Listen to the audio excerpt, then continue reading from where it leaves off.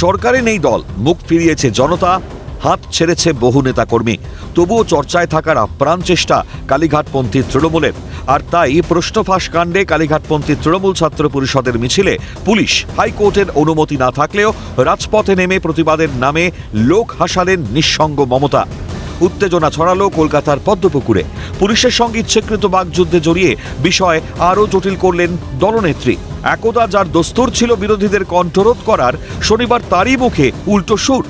জনতার পাত্তা পেতে উৎসুক রাজ্যের প্রাক্তন মুখ্যমন্ত্রী বারংবার বললেন তারা নাকি পুলিশি বাধার সম্মুখীন, ষড়যন্ত্র করে তাদের কণ্ঠরোধ করা হচ্ছে। আর সবাইকে মেরেছে আর অ্যারেস্ট করেছে, কিন্তু আমাদের কণ্ঠরোধ করতে পারবে না।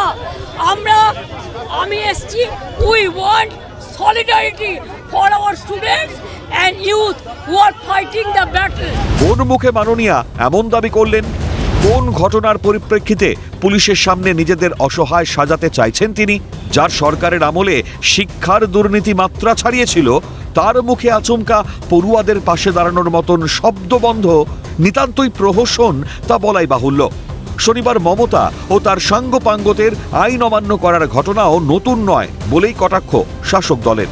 ককরোচ তো লালই হয় জানতাম, এখন সবুজ ককরোচ পাওয়া যাবে কিনা জানা নেই। আমাদের গণতান্ত্রিক আন্দোলনে কোনো আপত্তি নেই, উনি সবুজ ককরোচ ধরবেন না লাল ককরোচ ধরবেন ওনার ব্যাপার।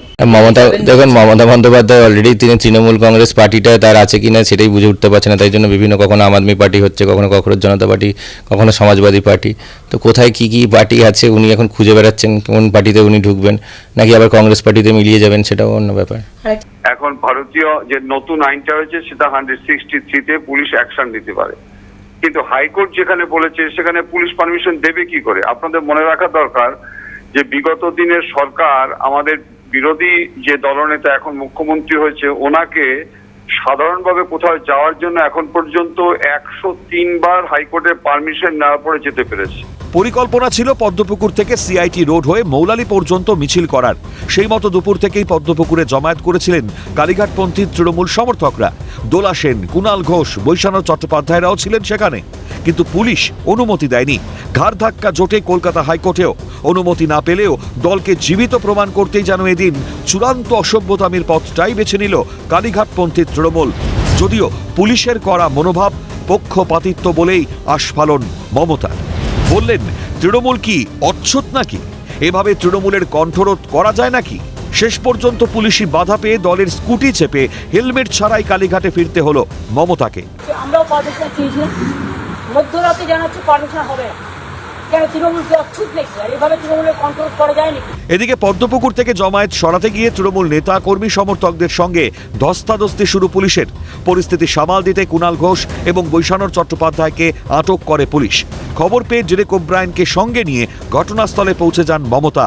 হুঁশিয়ারি দিয়েছিলেন কুণালদের না ছাড়লে লালবাজার যাবেন। মমতার অর্থহীন হম্বিতম্বিতে পুলিশ বিচলিত না হলেও লালবাজারে গিয়ে হত্যে দিতে দেখা যায় ডেরেক ওব্রায়েন, দোলা সেন, বিমান বন্দ্যোপাধ্যায়দের। পরে যদিও আটক নেতাদের ছেড়ে দেওয়া হয় লালবাজার থেকে। আর বেরিয়ে এসেই ফের চোরের মায়ের বড় গলা প্রমাণ করলেন বেলেঘাটার তৃণমূল বিধায়ক।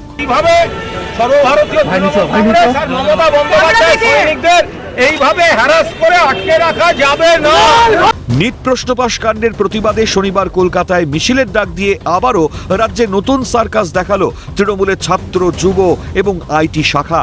নিঃসঙ্গ মমতাও জনতার অ্যাটেনশন পেতে দিনভর ছিলেন মরিয়া। দলনেত্রীর পুলিশের সঙ্গে অহেতুক ঝামেলা আর অন্তঃসার শূন্য তর্জন গর্জনে বেশ স্পষ্ট যে মমতার লক্ষ্য একমাত্র লাইমলাইটে থাকাই। আসলে জেগে জেগে স্বপ্ন দেখার অভ্যেস ছাড়তে নারাজ কালীঘাটপন্থী তৃণমূল।